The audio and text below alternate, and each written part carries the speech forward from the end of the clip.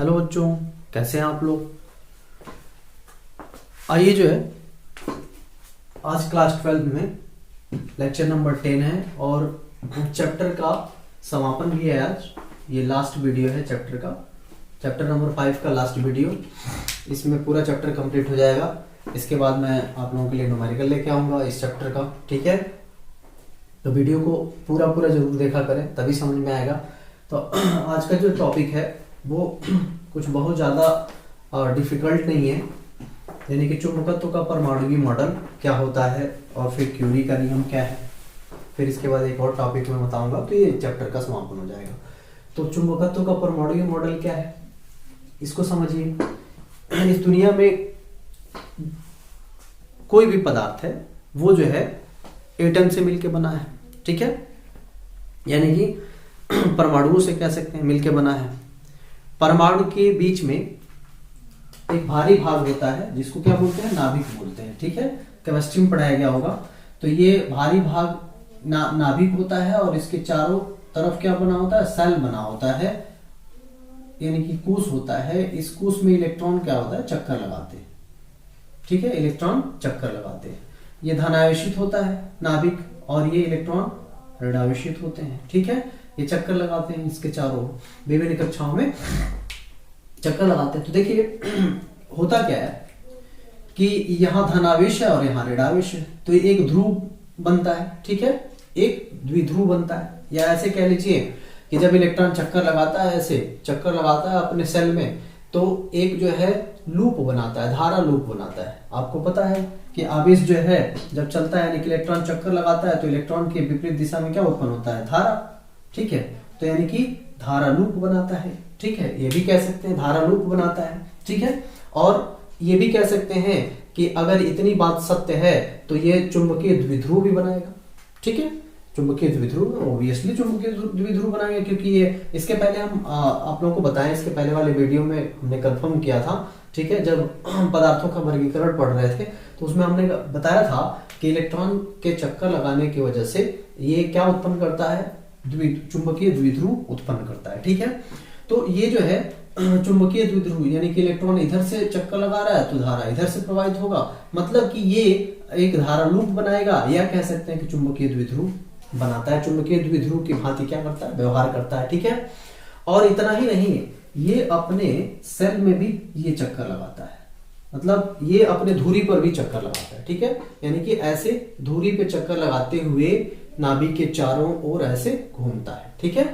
तो यानी कि अब ये दोनों के कारण इसको बोलते हैं चक्र, इसको बोलते हैं मतलब अपनी धुरी पे जो चक्कर लगाता है उसको बोलते हैं चक्रण, ठीक है, चक्रण। और नाभिक के चारों ओर क्या करता है, परिक्रमण करता है। यानी चक्कर लगाना मतलब परिक्रमण करना, परिक्रमण करता है, जिसके वजह से क्या उत्पन्न होता है, चुंबकीय आघूर्ण उत्पन्न होता है, ठीक है। या कह सकते हैं कि चुंबकीय द्विध्रुव की भांति व्यवहार करता है तो चुंबकीय आघूर्ण उत्पन्न होता है, ठीक है। तो कुल मिला के ये एक मैग्नेट के जैसे क्या करता है, व्यवहार करता है, ठीक है। एक चुंबक के जैसे व्यवहार करता है, ठीक है। हर एक परमाणु एक चुंबक के जैसे क्या करता है, व्यवहार करता है, ठीक है। तो यानी कि चुंबकत्व का परमाणुवी मॉडल भी यही है, यही चीज लिखा भी गया है कि किसी पदार्थ में चुंबकत्व की उत्पत्ति की व्याख्या परमाणुवी मॉडल के आधार पर भी कर सकते हैं। बिल्कुल सत्य बात है कि चुंबकत्व की व्याख्या हम परमाणुवी मॉडल के आधार पर कर सकते हैं। जैसे आपने एक परमाणु लिया तो उसमें दिखा दिया कि एक परमाणु जो है चुंबक के जैसे क्या करता है, व्यवहार करता है, ठीक है। तो ये परमाणुवी मॉडल के आधार पर हुआ, ठीक है। चुंबकत्व की व्याख्या, इसके अंदर भी चुंबकत्व का गुण होता है परमाणु के अंदर, ठीक है।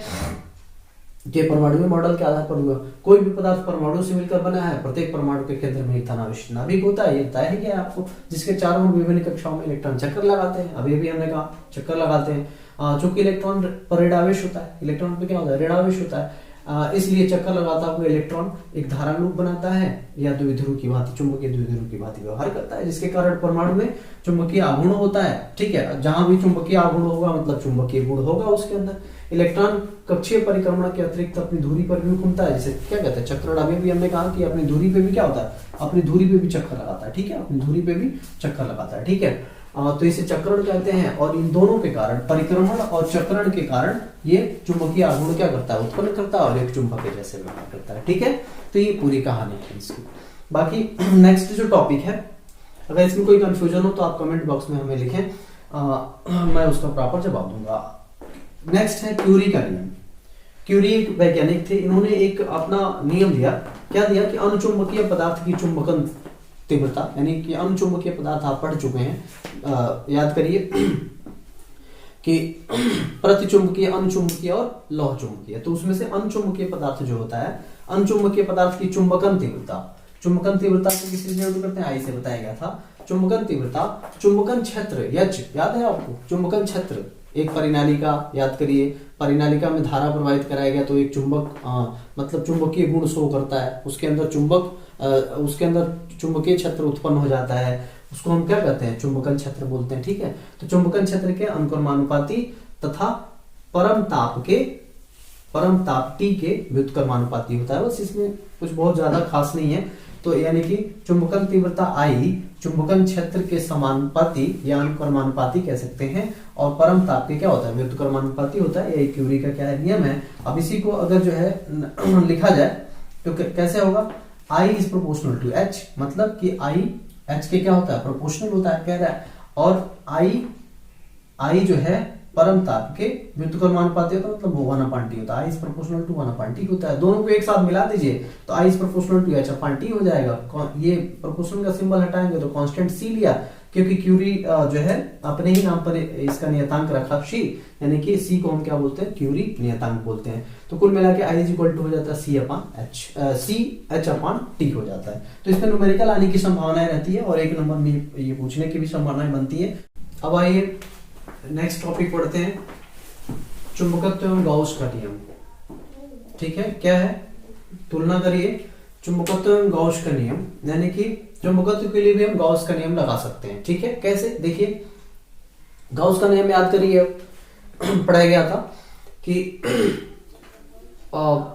वैद्युत द्विध्रुव होता है। ठीक है, और हमेशा वहां पर बोला गया था वैद्युत क्षेत्र रेखाएं धन आवेश से दूर की तरफ जाती हैं, धन आवेश से दूर की तरफ जाती हैं और ऋण आवेश की तरफ आती है। ये कॉन्सेप्ट ये आपको बताया गया था।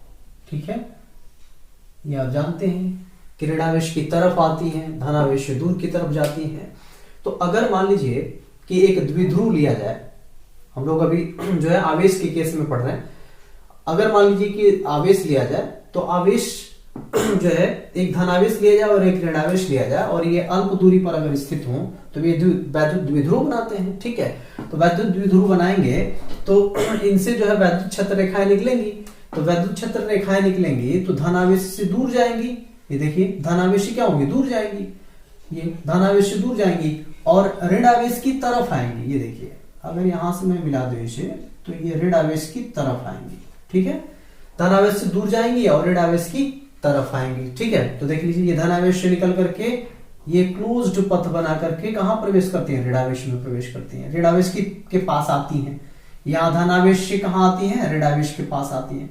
ये सब धनावेश से निकल के ऋणावेश के पास आ रही है, धनावेश से निकल कर ऋणावेश के पास आ रही है। तो ये जो है एक क्षेत्र बना रही है। तो वैद्युत क्षेत्र रेखा कहते हैं इसको क्या बोलते हैं, वैद्युत क्षेत्र रेखा है, वैद्युत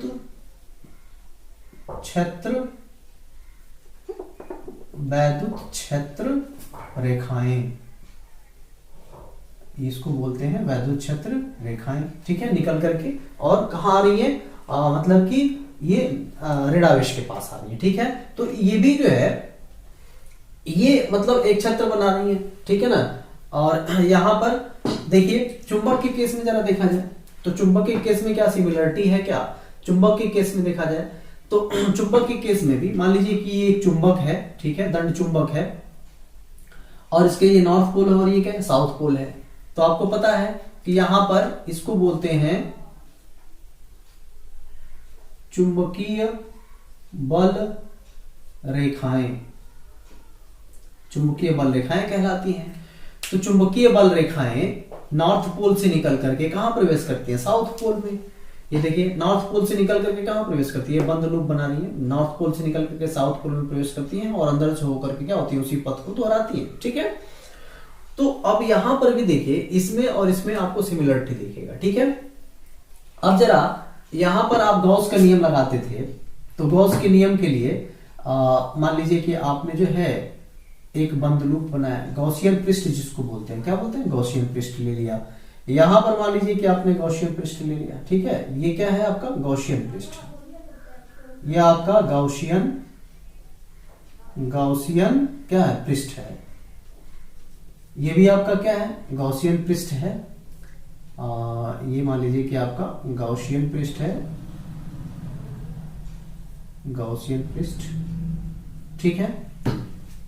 तो देखिए गॉसियन पृष्ठ में क्या है कि जितनी वैद्युत क्षेत्र रेखाएं इसमें निकल रही हैं, ठीक है, जितनी वैद्युत क्षेत्र रेखाएं इसमें निकल रही हैं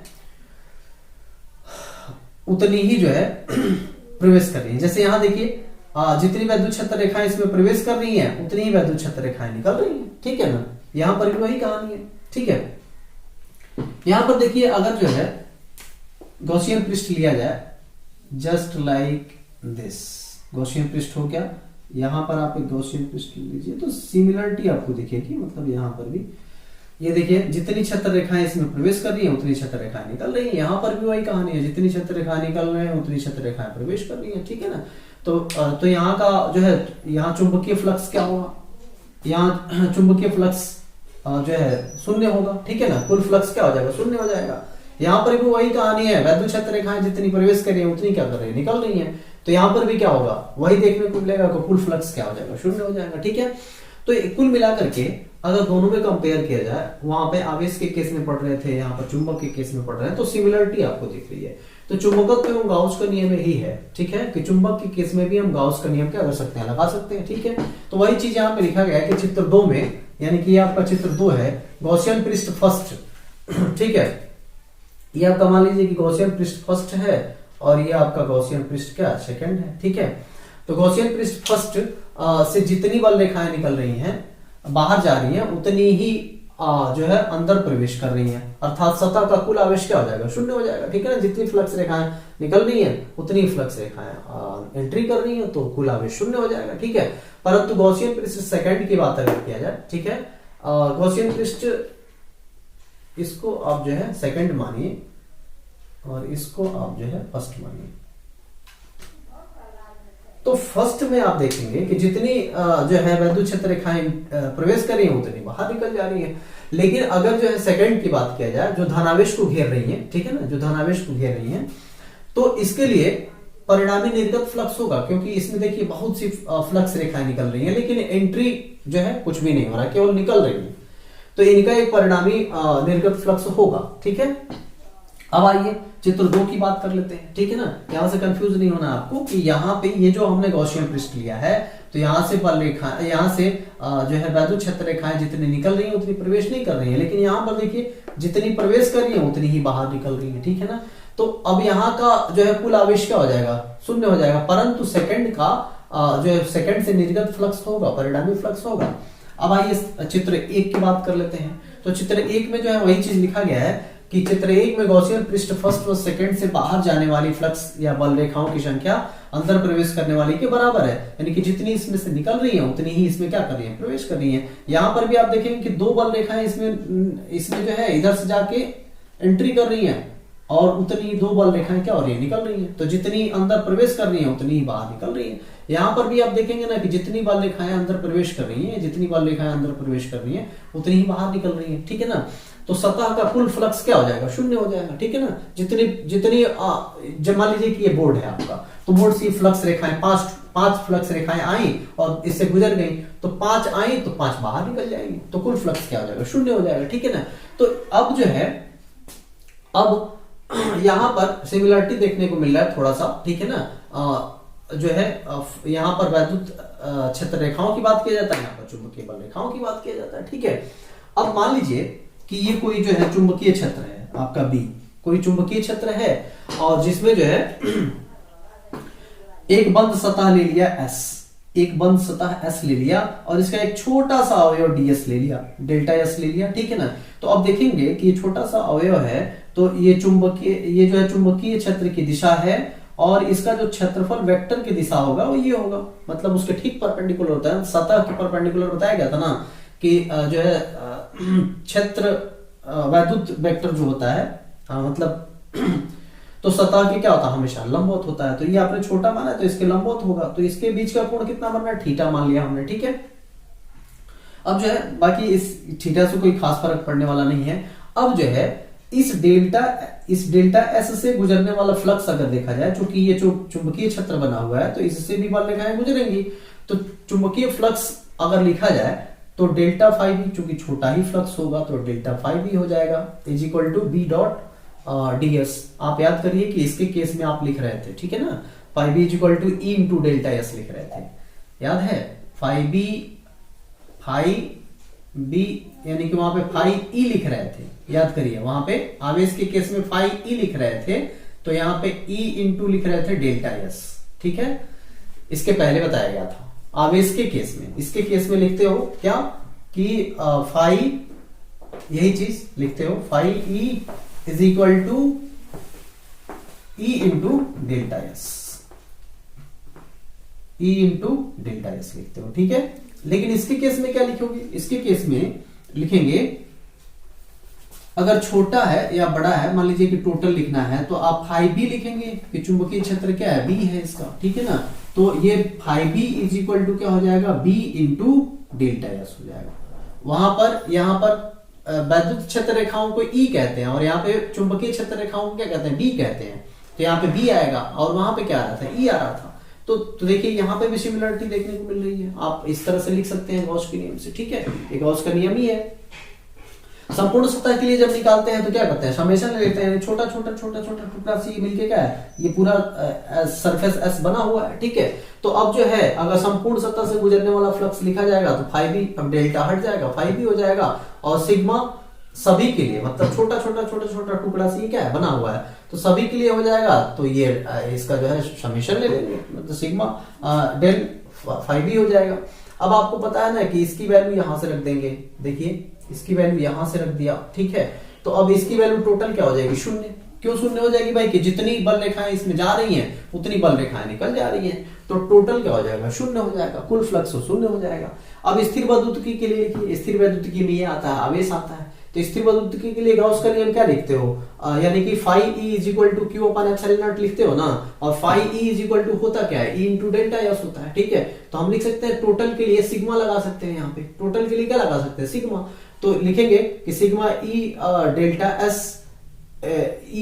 S is equal to Q upon epsilon naught होता है, जहां क्यू क्या है कि जो भी हम गॉसियन पृष्ठ लेते हैं, जो भी गॉसियन पृष्ठ लेते हैं उससे बद्ध कितना आवेश है, मतलब उस जो गॉसियन पृष्ठ है उसमें घिरा हुआ कितना आवेश है, तो उसकी मात्रा होती है क्यू, ठीक है। अब जो है इस प्रकार कैसे हम लिख सकते हैं भाई, दोनों को देखिए, दोनों एक जैसे हैं, देखिए यहाँ पे फाई बी लिख रहे हैं, यहाँ पे फाई ई लिख रहे हैं, यहाँ पे बी लिख रहे हैं क्योंकि चुंबकीय क्षेत्र बी होता है, यहाँ पे ई लिखते हैं क्योंकि वैद्युत क्षेत्र होता है, ठीक है। तो अब जो है इस प्रकार चुंबकत्व के लिए आप लिख सकते हैं गॉस का नियम क्या, कि किसी बंद सतह से गुजरने वाला कुल चुंबकीय फ्लक्स हमेशा शून्य होता है, हमेशा आपको क्या मिलेगा, शून्य मिलेगा।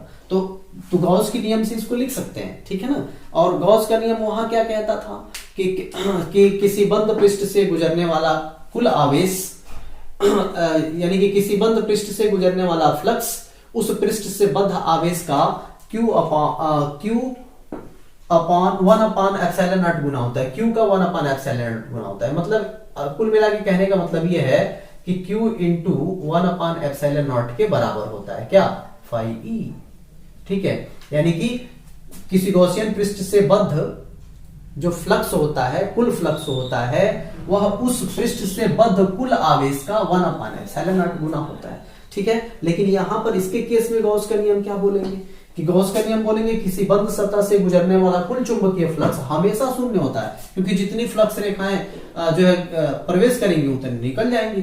तो गॉस के नियम से अगर लिखना हो तो क्या लिखेंगे कि किसी बंद सतह से गुजरने वाला या गॉसियन पृष्ठ से गुजरने वाला कुल चुंबकीय फ्लक्स हमेशा क्या होता है, शून्य होता है। अर्थात लिखेंगे phi B is equal to sigma delta phi B is equal to sigma B into delta S is equal to क्या हो जाएगा, शून्य। ये स्थिर वैद्युतिकी में तो ये मिलता है, ठीक है ना, कुल आवेश का 1 अपॉन एप्सिलॉन नॉट गुना होता है फ्लक्स, लेकिन इसमें क्या होगा, फ्लक्स को टोटल फ्लक्स शून्य हो जाएगा।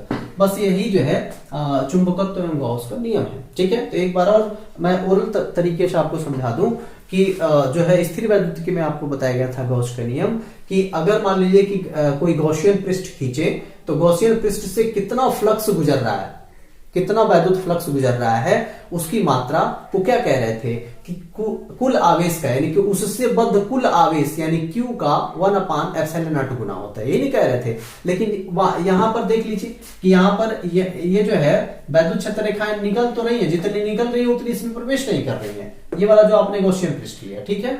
तो यहां पर तो कुछ ना कुछ वैल्यू मिलेगा ना, शून्य तो हो नहीं सकता, कुल फ्लक्स शून्य नहीं हो सकता, यहाँ पे फ्लक्स शून्य हो जाएगा बट यहाँ पे शून्य नहीं होगा, तो ये कुछ मात्रा मिलती है तो वही एक Q/ε0 समझ सकते हैं, ठीक है। बट आप चुंबकीय क्षेत्र के केस में जब आते हैं, चुंबक के केस में जब आते हैं तो ये उल्टा हो जाता है, मतलब ये हमेशा शून्य मिलता है, ठीक है, उल्टा नहीं बल्कि हमेशा शून्य मिलता है। क्योंकि जितनी फ्लक्स रेखाएं यहां से निकलेंगी यानी कि चुंबकीय बल रेखाएं यहां से निकलेंगी उतनी इसमें प्रवेश कर जाएंगी, तो जितनी निकली उतनी प्रवेश करेंगी, तो टोटल फ्लक्स क्या हो जाएगा, शून्य हो जाएगा। वही गॉस के नियम से लिखा गया है कि टोटल फ्लक्स क्या हो जाएगा, हमेशा मतलब कह सकते हैं कि गॉसियन पृष्ठ से गुजरने वाला टोटल फ्लक्स यानी कुल फ्लक्स हमेशा क्या होता है, शून्य होता है। या ऐसे भी लिख सकते हैं कि C1 सतह से गुजरने वाला कुल चुंबकीय फ्लक्स क्या होता है, शून्य होता है। तो इस तरह से ये टॉपिक जो है कंप्लीट हो गया। आप ऐसे ही इसका नोट्स बना लेंगे अच्छे से वीडियो को पॉज करके। अब जो है ये चैप्टर पूरी तरह से समाप्त हो गया। अब नेक्स्ट वीडियो में मैं आप लोगों के लिए न्यूमेरिकल लेके आऊंगा और न्यूमेरिकल की सीरीज चलेगी इसी चैप्टर का, ठीक है। तो ये जो है अगर वीडियो समझ में आया हो पूरी तरह से तो एक बार लाइक जरूर करें और शेयर भी करें ज्यादा से ज्यादा ताकि सभी लोग पढ़ सकें। अब जो है नेक्स्ट वीडियो में न्यूमेरिकल की सीरीज का लेके आऊंगा इसी चैप्टर का। तब तक आप जो है स्वस्थ रहें।